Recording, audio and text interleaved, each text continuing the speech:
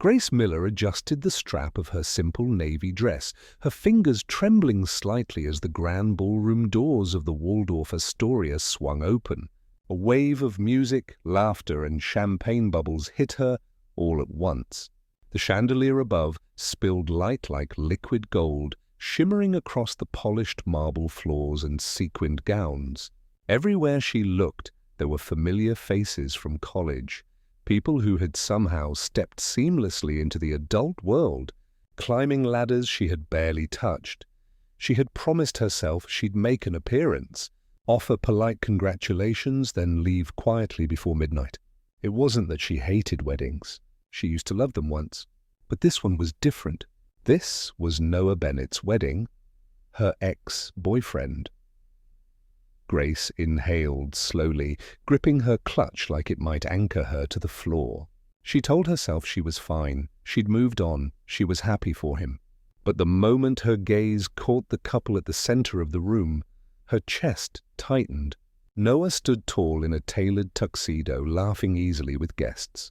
Beside him, his new fiancée glowed in a sleek ivory dress, her hand resting on his arm like it belonged there. Grace's stomach twisted. She thought she'd be ready for this. She wasn't. She tried to retreat toward the bar, but fate had other plans. Grace? Oh my God, Grace Miller? The voice came from behind her, a former classmate, one of those effortlessly glamorous women who still remembered all the gossip.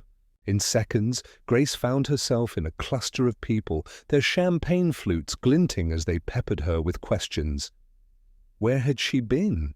Was she still writing? Was she dating anyone? She smiled through it all, but when Noah himself approached the circle, her pulse spiked. His warm brown eyes locked onto hers, that familiar smile pulling at his lips. For a fraction of a second, the ballroom blurred. "Grace," he said softly, almost tenderly. "It's good to see you," she swallowed. "You too, Noah. Congratulations." Then his fiancée appeared, perfect and poised. Her smile didn't quite reach her eyes as she slid an arm around Noah's waist. "Oh, so you're Grace," she said, her tone silky. "Noah's mentioned you." Grace froze. She had to get out. Now. Her heart thudded as she scanned the crowd, anywhere to escape the suffocating spotlight. And then she saw him. A tall man in a black suit stood near the corner of the ballroom, away from the clusters of chatter. His posture was relaxed, but there was something commanding about him, like still water with depth she couldn't see. He wasn't looking at anyone in particular. His gaze was distant, almost bored. Before her brain could catch up, her body moved. She excused herself quickly, walked straight toward him, and wrapped her arms around him. The man stiffened for half a heartbeat. His hands hovered in the air, unsure. Grace pressed her cheek against his chest, praying Noah wouldn't follow. She whispered urgently, "Please, just go with it for a second." A deep chuckle rumbled from the man's chest. Slowly, he lowered his arms, enclosing her in a surprisingly warm, steady embrace. "Well?" he murmured near her ear, his voice low and smooth. "This is unexpected," her face burned. She pulled back just enough to look at him, and almost forgot to breathe. He had dark hair, swept back neatly, sharp cheekbones, and eyes so blue they seemed almost unreal under the ballroom lights. He was stunning, the kind of man who looked like he belonged on magazine covers, not standing in the corner of a wedding reception. "I'm sorry," she whispered. "That was insane. I just needed an escape," he guessed, one brow arched. She gave a sheepish nod. He offered a small, crooked smile. "Then I'm honored to be your human shield," she laughed nervously, brushing a loose strand of hair behind her ear. Her pulse finally began to slow. Noah and his fiancée had moved on to greet other guests, and Grace exhaled in relief. "I owe you," she said. "You owe me nothing." He extended a hand. "Ethan, Grace," she replied, slipping her hand into his. His grip was firm, warm, grounding. For a moment, they just stood there, amid the swell of music and laughter, two strangers sharing a strange, almost cinematic moment. Grace didn't know that the man she had just clung to was Ethan Blackwood, one of the youngest billionaires in New York, heir to Blackwood Holdings, a name whispered with awe in the upper echelons of business. To her, he was just a stranger with kind eyes, someone who didn't look at her with pity or judgment. And for Ethan, used to people scheming for proximity to his power, Grace's impulsive, genuine act was refreshing. As the night unfolded, they found themselves drifting to the bar together, talking like old friends. Grace told him stories about bad wedding toasts and awkward family reunions. Ethan, intrigued, asked questions, real ones, about her life, her writing, her dreams. When she excused herself to leave, he didn't ask for her number. He simply said, "Maybe I'll see you around." And for reasons she couldn't explain, Grace hoped he was right. The night air outside the ballroom carried a soft chill, the kind that slipped beneath silk dresses and lingered on bare skin. Grace exhaled, finally away from the clinking glasses and two bright chandeliers. Her heels clicked against the polished hallway as she pushed open the door to the hotel's side bar. A quieter, dimly lit lounge tucked away from the chaos of the wedding reception. Ethan followed a few steps behind, hands in his pockets, his presence steady and unhurried. He didn't hover like some men might have. He simply existed beside her, a silent anchor after the whirlwind she'd just escaped. Grace slid onto one of the bar stools and gestured for a drink. "Whiskey sour," she said. Her voice came out steadier than she felt.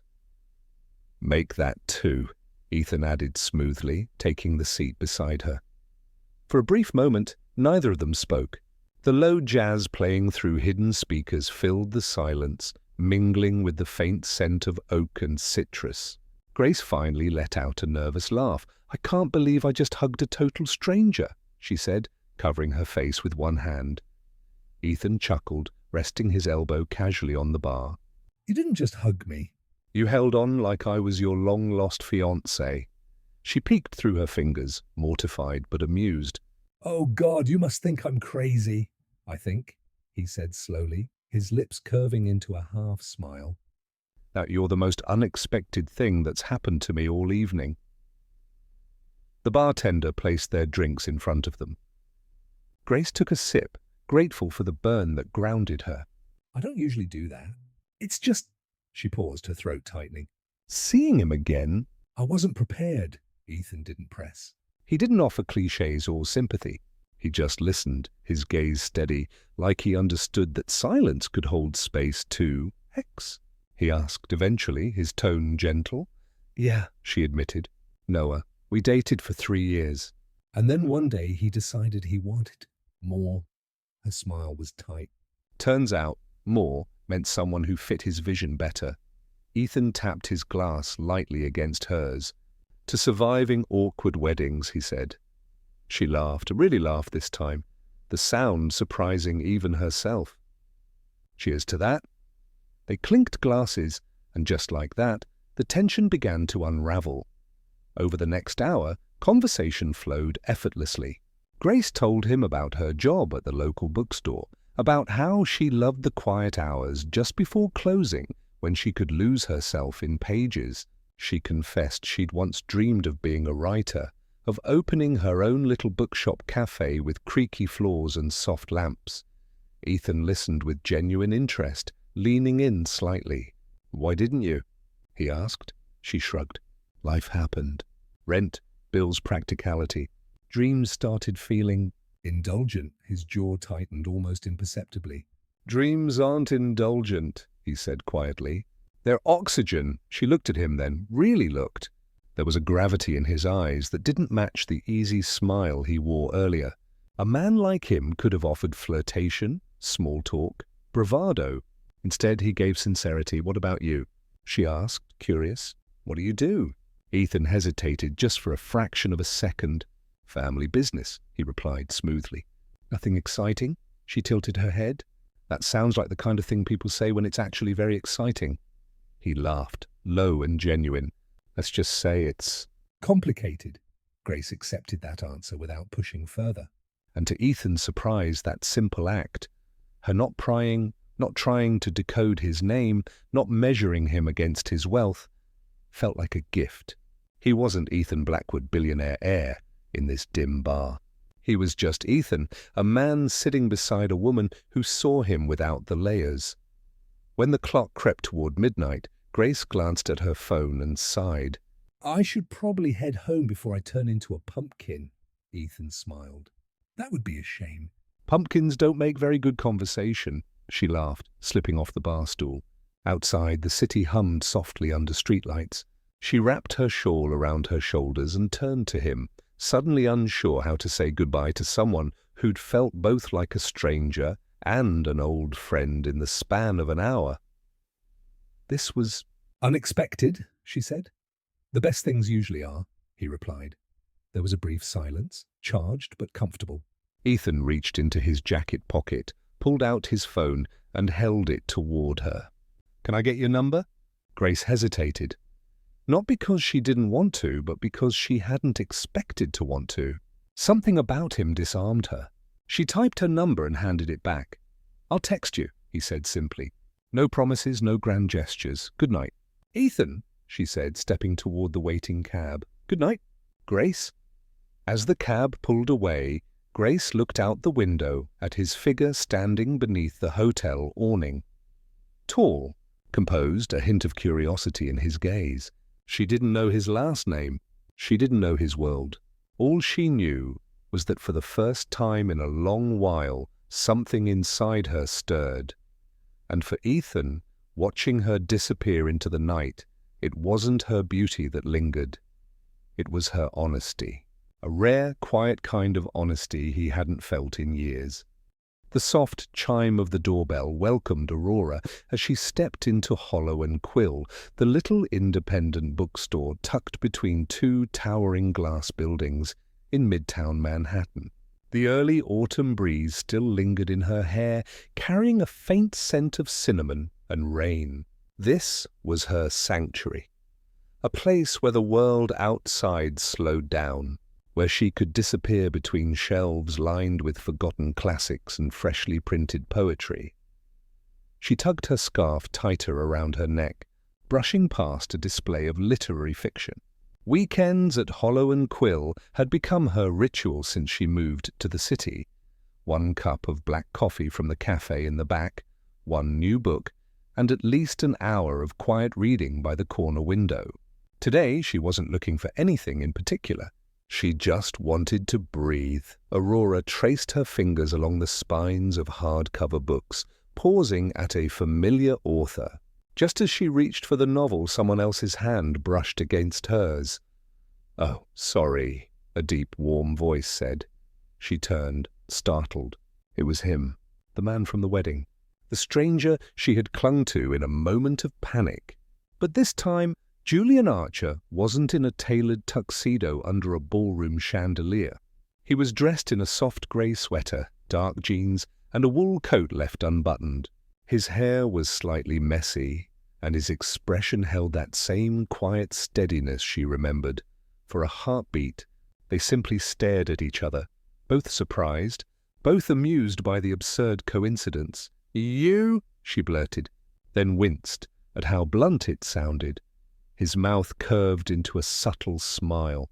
"Me and you," Aurora let out a nervous laugh, brushing a strand of hair behind her ear. "I didn't expect to run into—" "Well, anyone from that night." "Neither did I," Julian replied gently. "I usually come here when I want to disappear for a bit. I guess we have similar hiding spots." Something about the way he said it, sincere, unguarded, made her chest tighten. They stood there for a moment, in the aisle between poetry and world literature, surrounded by quiet murmurs and the faint sound of pages turning. She cleared her throat. "Are you, reaching for this book?" She held up the novel between them. Julian glanced at it and nodded. "Actually, yes. But go ahead. You saw it first." They both chuckled, and for the first time in a long while, Aurora felt a lightness she hadn't expected. She handed him the book anyway. "No, you should take it. I've read it twice already." "You have good taste," he said, turning the book over in his hands. "Most people overlook this author. Too melancholic, they say. I like melancholic, she replied softly.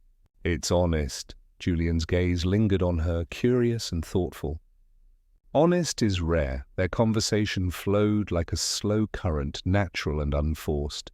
They talked about books, poetry that lingered, novels that broke them, childhood stories that shaped who they became. Aurora found herself laughing, really laughing, at his subtle humor. Julian listened to her with the kind of attention that made her forget the world around them existed. He didn't interrupt. He didn't look at his phone. He looked at her. Really looked. In the background, the cafe's espresso machine hissed, and the smell of freshly ground coffee beans filled the air. A group of college students passed by, arms full of paperbacks, their laughter echoing through the aisles. Yet, in that little corner, it felt like Aurora and Julian were alone. When their conversation paused, Julian tilted his head toward the back of the store. There's a coffee corner here, right? Would you like to join me? I owe you at least a cup for the dramatic first meeting we had. Aurora hesitated.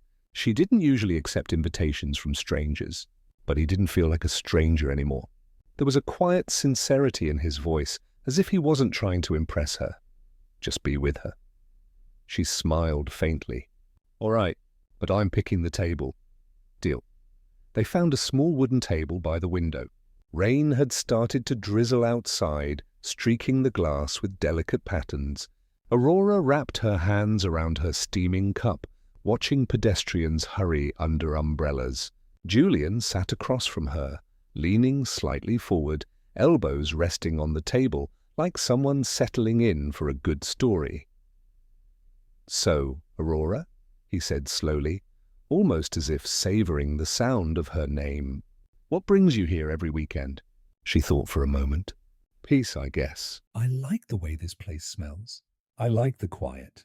And I like feeling small in a good way, like I'm part of something bigger than myself. Julian nodded thoughtfully. I get that. The world outside can feel loud. Here, it's like time belongs to us. She met his eyes then, and something unspoken passed between them. It wasn't romantic yet. It wasn't dramatic. It was soft, like the beginning of a song you want to keep listening to. As the afternoon light faded, neither of them noticed the time slipping away. What was supposed to be a casual bookstore visit turned into hours of shared stories, thoughtful silences, and small smiles. When Aurora finally stood up to leave, Julian walked her to the door, holding it open with quiet chivalry. Same time next weekend?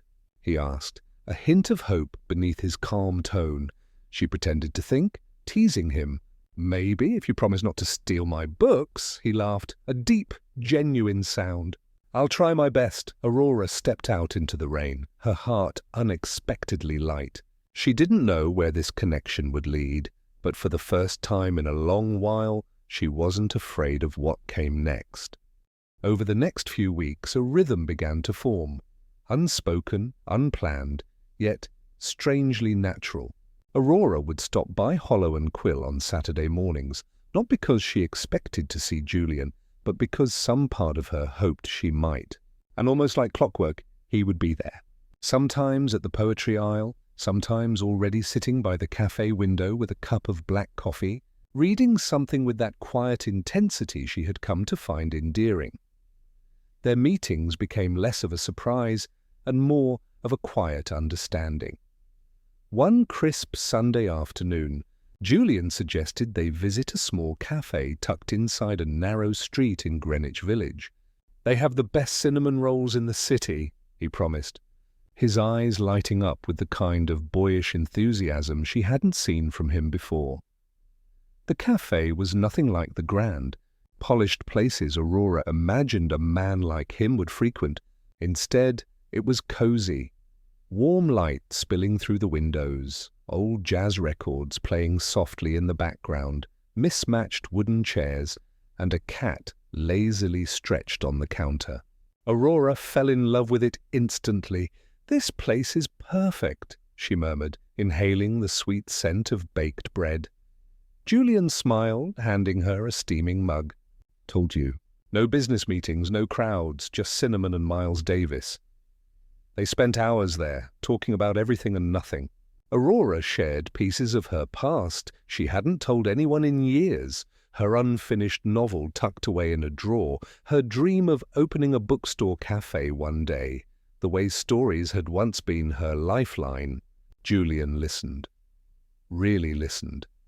His eyes never wandering, his hands resting casually around his cup, as if anchoring himself to the moment. In return, he spoke about his longing for simplicity.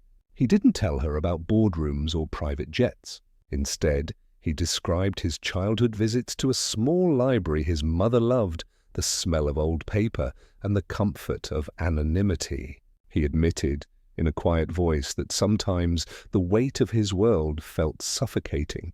Here, with her, he didn't have to perform. On another evening, they met at the Bryant Park reading corner after work.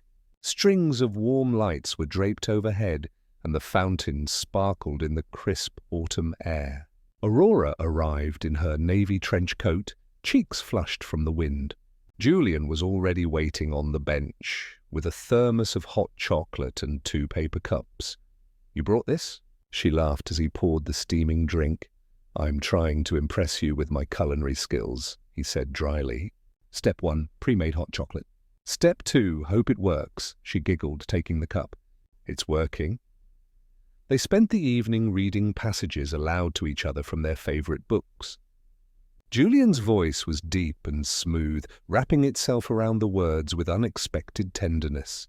Aurora found herself watching him more than listening, noticing the way his eyes softened when he laughed, or how he tilted his head slightly when he was curious. When the park lights dimmed, he walked her home, their footsteps falling in easy sync along the quiet streets. They didn't hold hands, but their shoulders brushed lightly again and again, as if their bodies had found a language their minds hadn't yet translated. Their days together were simple, but filled with small, deliberate gestures. Julian left handwritten notes tucked inside books she borrowed. Short quotes, sometimes poetic, sometimes teasing. Aurora began leaving little bookmarks she designed herself inside the novels he read, with watercolor flowers and scribbled thoughts. One afternoon, they visited a weekend street fair. Julian, usually composed and understated, surprised her by pulling her toward a booth that sold handmade paper crafts. "Pick one," he urged. "You look like someone who'd treasure the smallest things."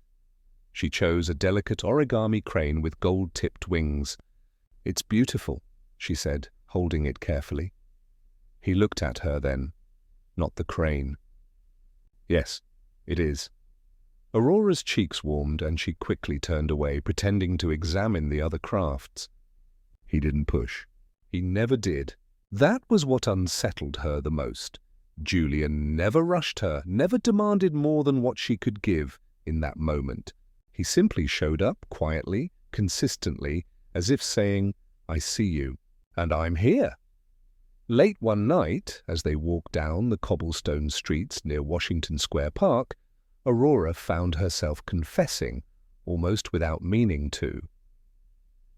"I'm not used to this," she said softly. "Someone just being there, no games."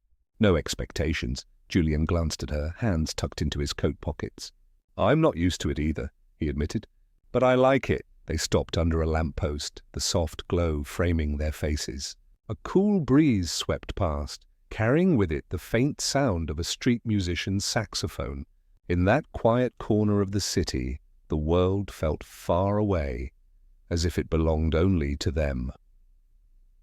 Aurora realized then that what scared her wasn't Julian himself, but the possibility of belonging again. She had built her life on being independent, on expecting nothing. Yet here he was, slowly, gently, dismantling her defenses without even trying. Julian didn't reach for her hand that night. He simply walked beside her, matching her pace, letting silence fill the spaces words couldn't. By the end of that segment of their lives, People around them had begun to notice the subtle glow that surrounded them when they were together. Baristas at the bookstore cafes started leaving 2 cups ready instead of 1. The cashier at the street fair remembered them as the quiet couple with the origami crane. Neither of them put a name to what they were becoming, but both felt it growing, like the slow unfolding of a story neither wanted to rush. The first snow of the season had begun to fall over Manhattan, blanketing the city in a quiet, delicate hush. Aurora watched flakes drift past the window of her small apartment, curling a strand of hair around her finger nervously. Olivia's voice echoed from behind her. "Are you sure about this?" her friend asked, zipping up the back of Aurora's dark green dress. It was simple but elegant, sleeveless, with a soft satin sheen that caught the light. Aurora glanced at herself in the mirror. She looked different. The bookstore girl in oversized sweaters had been replaced by someone more poised, almost unrecognizable. "I don't know," she admitted. Julian said it was just a charity event. "Nothing formal," he insisted. Olivia raised an eyebrow. "Sweetheart, the guy's idea of not formal probably involves crystal chandeliers and a string quartet." Aurora laughed nervously. She hadn't thought too much about who Julian was, really. He was just Julian, the man who drank hot chocolate with her in the park, who wrote little quotes in the margins of her books. She didn't know where he lived, what he drove, or what his last name truly meant in this city. He never brought it up, and she never asked. Their world together existed in quiet corners, never under spotlights.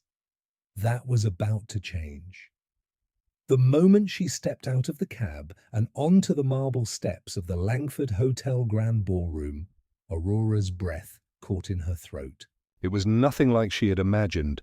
Golden chandeliers dripped light like melted honey. Waiters in immaculate black and white moved through the room like clockwork. Guests in glittering gowns and tuxedos held champagne flutes, speaking in measured tones that carried the effortless confidence of old money. Julian was waiting for her near the entrance, and for a moment, everything else disappeared. He looked devastatingly handsome in a tailored black tuxedo, hair swept back, his usual casual warmth replaced with a calm, almost regal composure.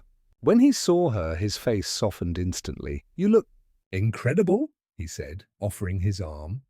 Aurora slipped her hand through his, trying to ignore the flutter in her chest. "You clean up pretty well yourself," she teased. He smiled. But there was a flicker of something in his eyes, as if he knew this night carried weight. As they moved through the ballroom, Aurora began to notice the way people looked at him, not casually, not like strangers, with recognition. Heads turned as they passed. A group of sharply dressed men greeted him with firm handshakes and reverent tones. "Julian Archer," one of them said with a grin. "The man of the hour." Archer. The name landed in her chest like a stone dropped into water, sending ripples through her. She had seen that name before, in headlines, on business magazines stacked near the bookstore's counter. Archer Industries, Archer Global, the youngest tech magnate on the Forbes list. But surely, no, that couldn't be him, could it? Before she could ask, a woman in a crimson gown approached, placing a hand lightly on Julian's arm. "Julian, darling, your father's speech is about to begin, and the board members are eager to meet your guest." The word guest lingered like a blade wrapped in silk. Julian turned to Aurora, his smile tightening slightly.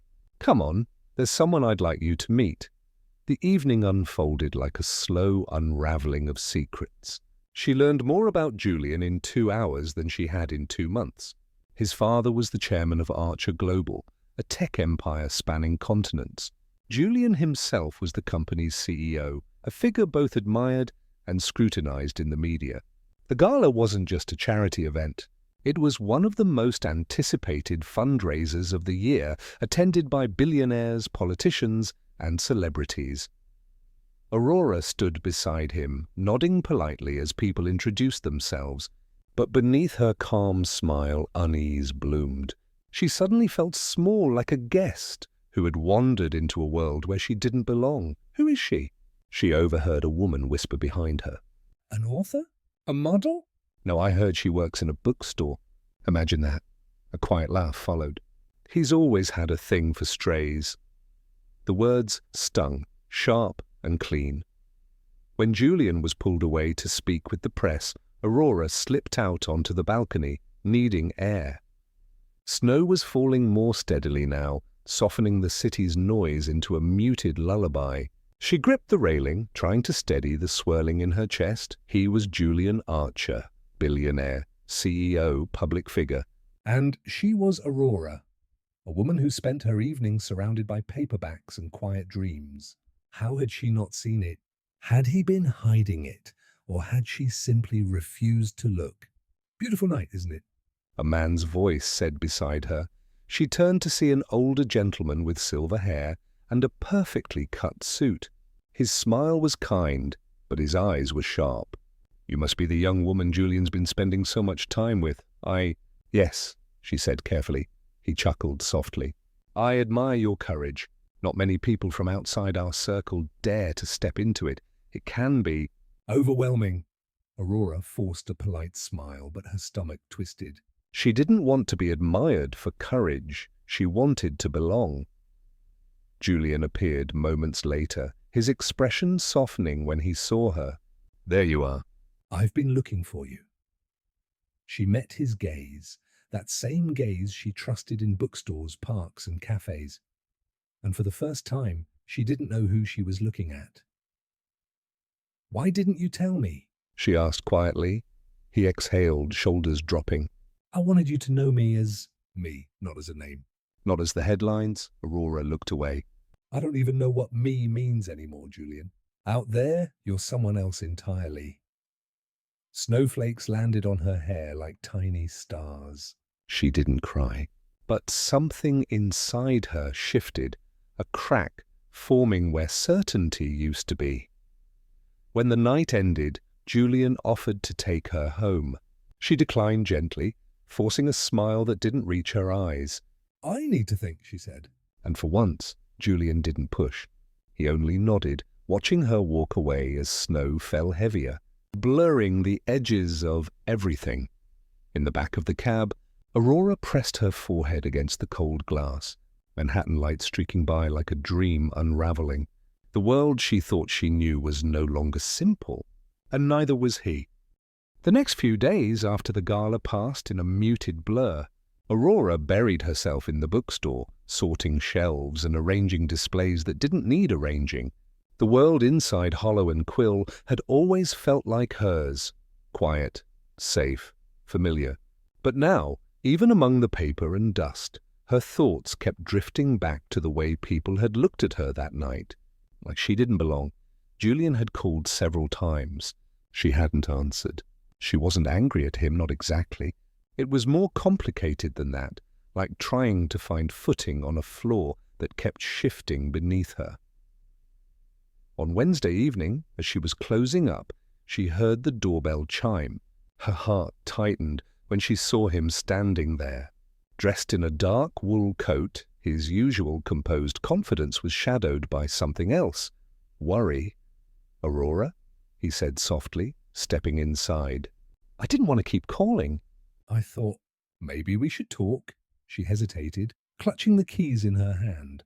"Julian, I'm tired." "I know," he replied gently. "But just a few minutes, please." Something in his voice, vulnerable, almost boyish, made her nod. She locked the door behind them and leaned against the counter, arms folded. "I should have known," she said, her voice low. "All this time, I was walking through bookstores with a man who probably owns half of Manhattan." He gave a faint, rueful smile. Not half. "Maybe a third." She didn't return the smile. Julian sighed, running a hand through his hair. "I never wanted to hide from you." I just wanted us to be real before everything else complicated it. I get that, she whispered. "But do you understand how it felt to be standing there while people whispered about me like I was some charity project?"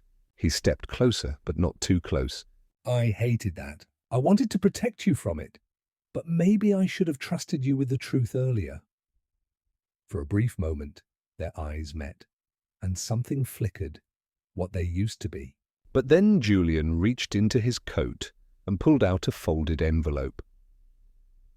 "I've been thinking a lot about what you told me," he said carefully. About your dream, she frowned. What dream? "The bookstore cafe," he said. "That little place you always talk about? I found a property. It's just down the street from here. Old building, good bones. It's available." I bought it this morning. Aurora froze. You bought it? He nodded, a flicker of hope lighting his eyes. "I want you to have it, Aurora. To build your dream. You'd run it, your books, your style." No strings attached. For a heartbeat, the image flashed through her mind. The warm smell of coffee, shelves filled with stories, a place of her own. But then reality settled like cold rain. "You can't just buy my dream," she whispered. "It's not about buying," he said quickly. "It's about supporting you, believing in you." Her chest tightened. "But it's your money, your decision. Don't you see? If I take that place, it's not mine anymore." It's something you gave me, Julian's brows furrowed. Why does it have to be so black and white? I just want to help. She stepped back, the distance between them widening like a crack in ice. "Because, Julian, all my life I've fought to stand on my own 2 feet. And for the first time I had something that felt equal. With you, I wasn't the poor girl looking up at the glass tower. I was just me. But the moment you handed me that building, it all changed." His voice softened. I didn't mean to make you feel small. I know, she said, her voice trembling. "But you did." Silence fell. Outside, snowflakes drifted past the window, settling softly on the pavement. Julian set the envelope on the counter between them like a fragile offering. "The offer still stands," he murmured. "Not because I pity you, Aurora." "Because I love the way you dream, and I want to see it come true." Her breath hitched at the quiet confession. But instead of warmth, it only deepened the ache in her chest. "Then let me make it come true on my own," she said. "Please." Julian searched her face for a long moment, as if hoping she'd change her mind. But she didn't. Finally, he nodded slowly, pain flickering in his eyes. "Okay." He turned to leave, his footsteps echoing against the wooden floor. At the door he paused, looking back at her one last time, not as a CEO, not as a billionaire, but as a man who didn't know how to fix what was breaking. "Good night, Aurora," he said softly. When the door closed behind him, the silence felt heavier than it had in years. Aurora sank onto a stool, pressing her palms against the counter. The envelope lay there like a symbol of everything she both wanted and couldn't accept. She didn't cry, but her throat ached with the weight of a choice that felt inevitable. The winter deepened in Manhattan, wrapping the city in a quiet, silvery stillness. Snow gathered along the curbs, softening the sharp edges of the streets. Inside Hollow and Quill, Aurora moved like someone relearning how to breathe. Each morning she opened the shop with steady hands. Each evening she closed it with a little more resolve than the day before. Julian's envelope still sat in her apartment drawer, untouched. She hadn't thrown it away, but she hadn't opened it either. It remained there like a frozen heartbeat, proof of what he had offered and what she had turned down. The first step came unexpectedly. A customer, a woman in her 50s with streaks of silver in her dark hair, lingered one afternoon near the poetry shelf. She had a softness about her, the kind that came from years of loving stories. "I've always adored this place," the woman said when Aurora approached. "It feels alive." "Like it has a soul," Aurora smiled faintly. "That's the best compliment you could give." The woman glanced at the empty corner near the front window. "Have you ever thought about hosting readings here? Or maybe a small cafe? It would be lovely." Her words struck a chord. Aurora had thought about it countless times late at night when dreams felt safer than plans. But now, standing there, she realized she didn't have to wait for someone else to make it happen. That evening after closing, she sat alone at one of the reading tables with her laptop and a worn leather notebook. She began listing everything: permits she'd need, coffee suppliers, furniture ideas, potential budgets. The numbers were tight, achingly so, but not impossible. If she saved carefully, applied for the city's small business grant, and maybe took on extra shifts at the cafe down the street, she could do it. Slowly, honestly. It wasn't glamorous, but it was hers. Over the next few weeks, Aurora worked quietly, almost stubbornly. She began offering late afternoon poetry readings once a week. She brewed cheap coffee in a borrowed machine and served it in mismatched mugs. The turnout was small at first, 5 or 6 regulars, mostly neighborhood folks, but the atmosphere was warm. Laughter filled the space. Someone brought a guitar one evening. Someone else read a love poem that made an elderly couple hold hands. For the first time in years, Aurora felt something bloom inside her that wasn't tied to Julian's presence. It was her dream, growing through the cracks, fragile but real. Meanwhile, Julian's absence lingered like a ghost. He hadn't stopped by, though sometimes she caught sight of him across the street, standing in his car with tinted windows before driving away. He didn't call anymore. It was as if he respected her wish to stand alone, even if it hurt them both. One late night, after cleaning up from another small reading session, Aurora sat by the front window, watching snow fall under the streetlights. Her hands were cold, her back ached, but her heart, it felt steady. She thought about Julian, about the look in his eyes the night she'd refused his offer. She missed him, fiercely, but for the first time, she didn't feel like she was waiting to be saved. She was saving herself. The next morning, she applied for the city's micro-grant for small businesses. It was a long shot, but she submitted every document, every handwritten note, every photograph of the bookstore's events. She hit submit with shaking fingers, and then exhaled.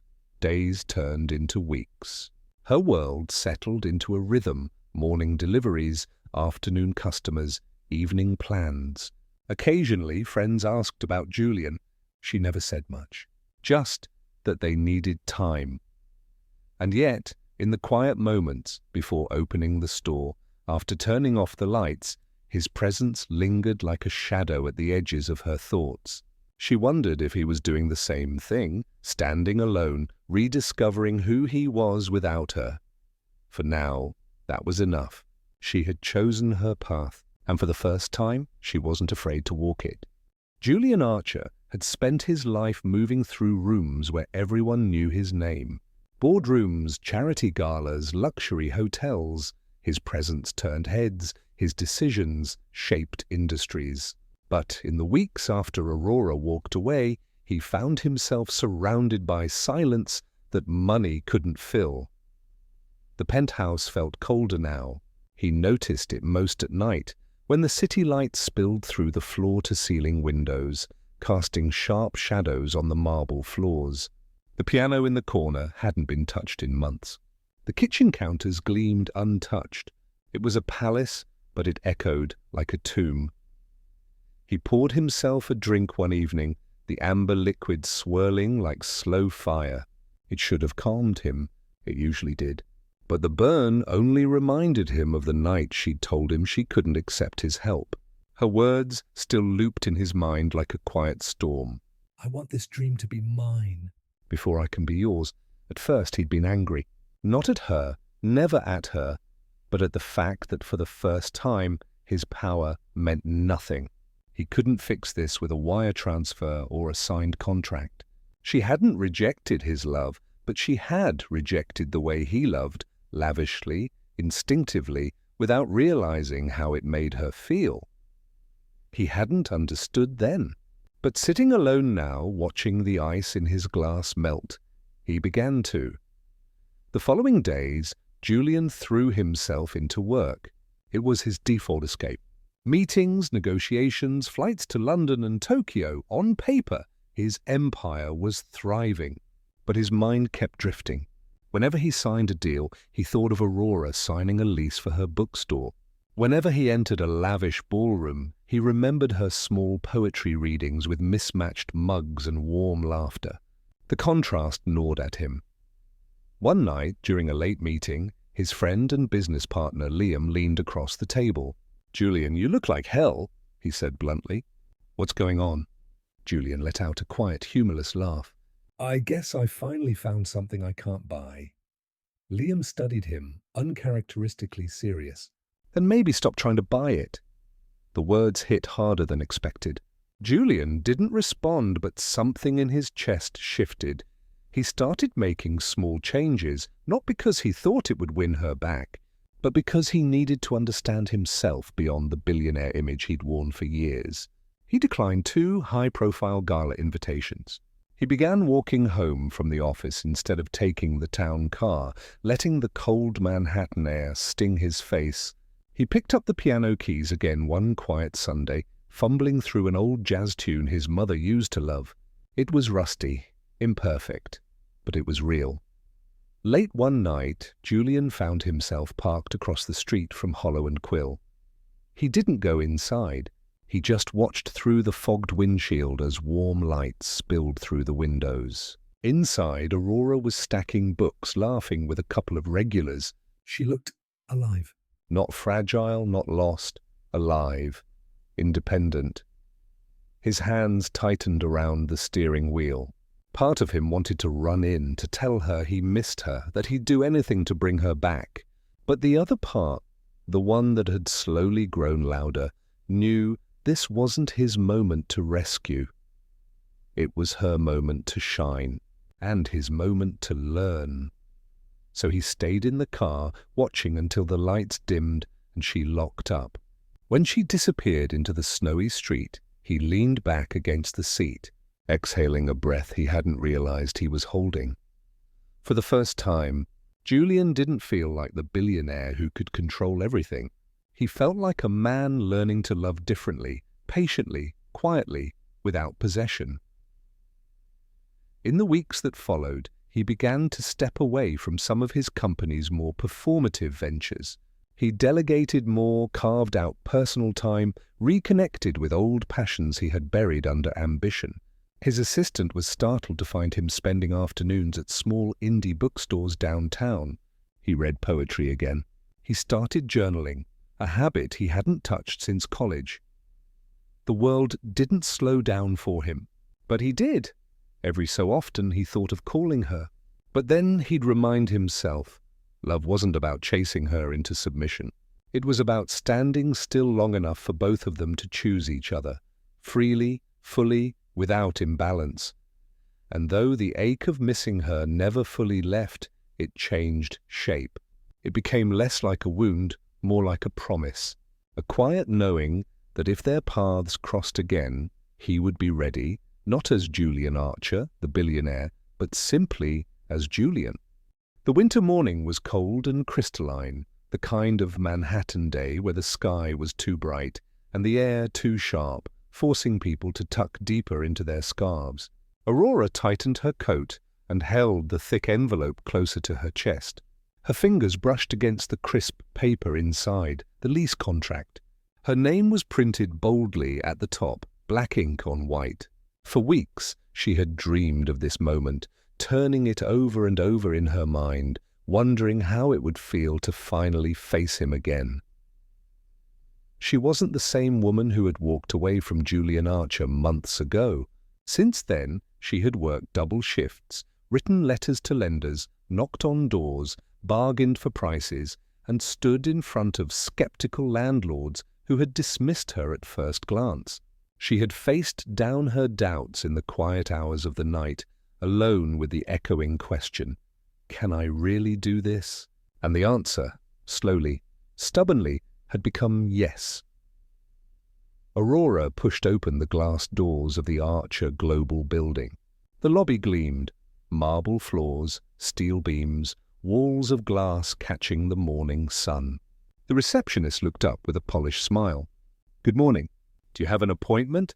Yes, Aurora said, steadying her breath. "Aurora Bennett." I'm here to see Mr. Archer. The woman's eyes flickered with recognition, though she hid it quickly behind professionalism.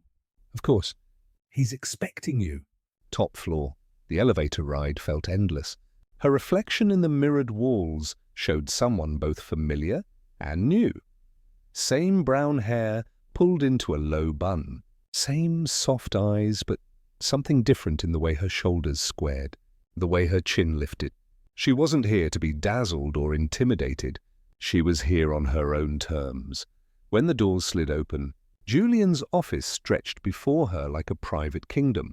Floor-to-ceiling windows overlooking the skyline, sleek dark wood, and minimalist elegance.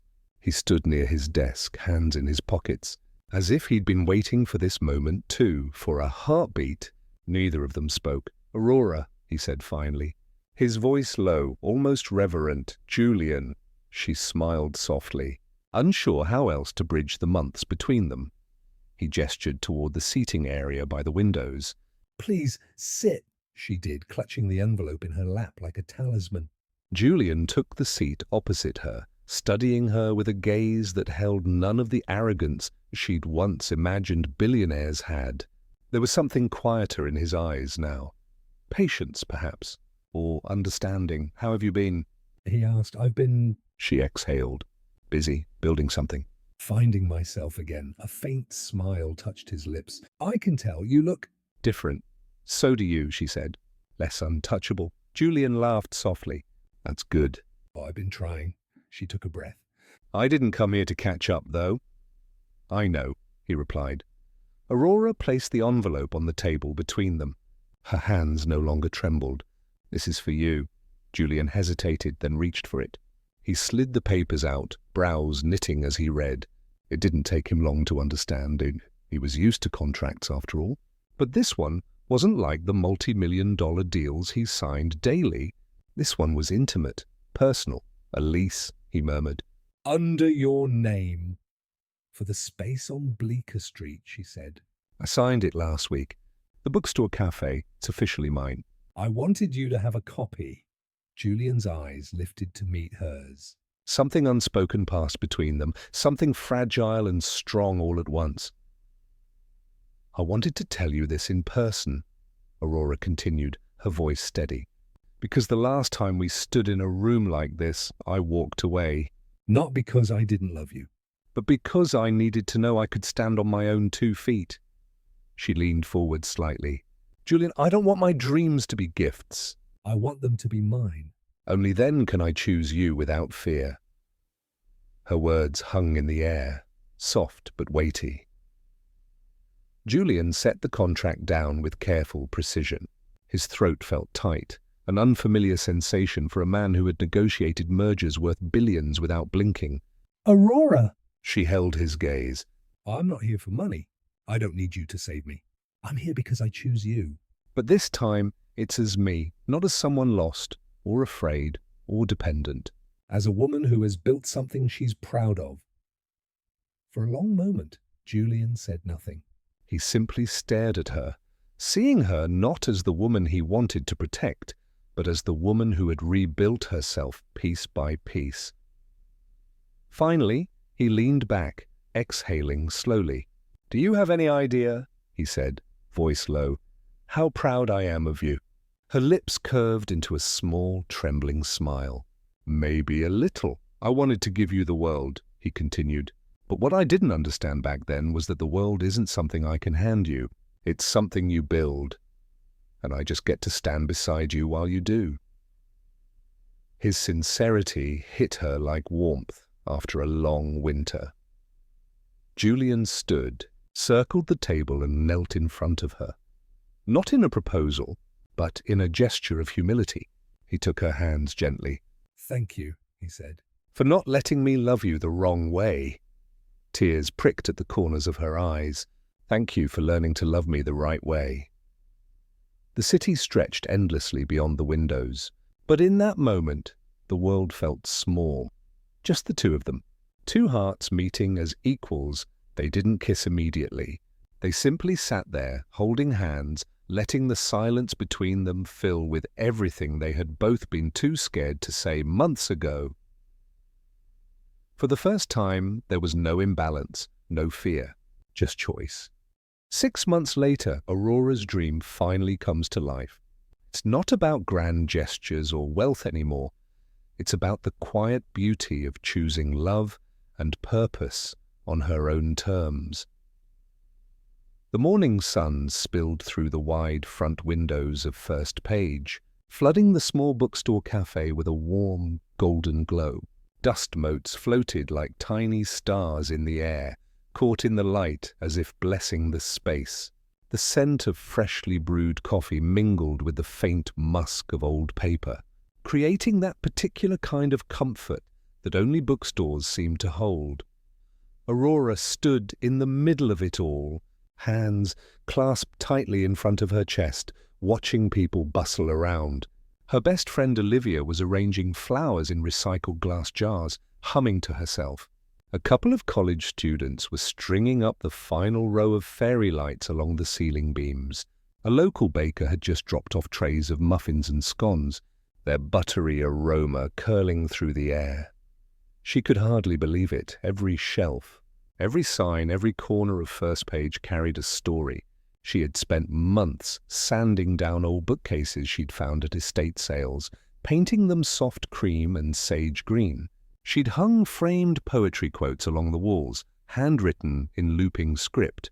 A cozy nook in the back was furnished with mismatched armchairs she'd reupholstered herself. She wanted it to feel like walking into a memory, warm, familiar, safe. And now, opening day had arrived. "Hey!" Olivia called, snapping her out of her reverie. Are you ready for this? Aurora laughed nervously. "Ask me in 5 hours." Olivia crossed the room and pulled her into a quick hug. "I'm proud of you. You built this with your own 2 hands. Don't forget to breathe and enjoy it, okay?" Aurora nodded, swallowing past the lump in her throat. Okay. The bell above the door chimed and Aurora turned. Julian Archer stood there. Not in his usual tailored 3-piece suit, but in dark jeans, a soft charcoal sweater, and a wool coat left unbuttoned. He looked ordinary, handsome in an effortless way, but most of all, he looked at peace. For a moment, the noise around her faded. "Hey," he said softly, stepping inside. "Hey," she echoed, smiling in spite of herself. He glanced around the shop, taking in every corner with quiet reverence. It's perfect. She raised a brow. You haven't even had the coffee yet, Julian chuckled. "I don't need to." I can see you in every inch of this place. Aurora felt a flush rise to her cheeks, but she didn't look away. She had spent too long shrinking herself in his presence before. Not anymore. He stepped closer, lowering his voice so only she could hear. "I wanted to be the first customer. Do you think that's allowed?" She pretended to think for a moment. "Depends. Are you planning to buy a book or just charm the owner?" "Both," he replied without hesitation. She laughed, and the sound wrapped around them like silk as the clock struck 10. The first few guests began to trickle in, friends, neighbors, curious passers-by. Aurora greeted each of them personally, offering warm smiles and cups of coffee. Julian stayed nearby but never overshadowed her. He chatted with Olivia, carried boxes of books without being asked, and took quiet pride in watching her lead. By noon, the shop was alive. A local author did a small reading in the back corner. Children sprawled on the rug near the window, flipping through picture books. College students filled the tables with laptops and lattes. Laughter and conversation echoed off the wooden beams, blending with the faint jazz music playing through vintage speakers. Aurora found herself behind the counter, watching it all unfold, her heart full in a way she had never experienced before. This wasn't a fantasy someone handed to her. This was hers, the product of late nights, doubt, determination, and belief. Julian appeared at her side, 2 mugs of coffee in hand. He passed one to her without a word. They leaned against the counter, shoulder to shoulder, watching the swirl of life filling the store. "You did it," he said quietly. "We did it," she corrected gently. "You stood back and let me figure it out. That means more than I can say." Julian turned to face her fully. "I didn't let you. You didn't need my permission. You were always capable, Aurora. You just needed to see it for yourself. And I'm grateful I got to witness it." Her chest tightened with emotion. 6 months ago she might have cried or turned away, but now she met his gaze steadily. I used to think love was about rescue, she admitted, about someone swooping in to fix everything. But it's not. It's about standing next to each other. Choosing each other? Julian's lips curved into a soft smile. And I choose you. Every page, every chapter. Aurora laughed through a sudden sting of tears. Always with the book metaphors. Can you blame me? You set the theme. Outside, snow had begun to fall, soft and light. A few guests gathered by the window to watch, their breath fogging the glass. The bookstore glowed from within like a lantern in the winter dusk. Julian took Aurora's hand, not possessively, but gently, as if asking permission. She laced her fingers through his in answer. They stood together near the front window, watching the snow and the city lights blur into something magical. For the first time, there was no uncertainty, no fear of being unequal. Just two people, side by side, starting a new chapter together. Olivia caught sight of them and mouthed a teasing "finally" from across the room. Aurora rolled her eyes, but couldn't stop smiling. As the bell chimed again and more guests entered, Aurora whispered, "This is only the beginning, you know." Julian squeezed her hand gently. "The first page," he said, and she knew with quiet certainty that this was exactly where she was meant to be.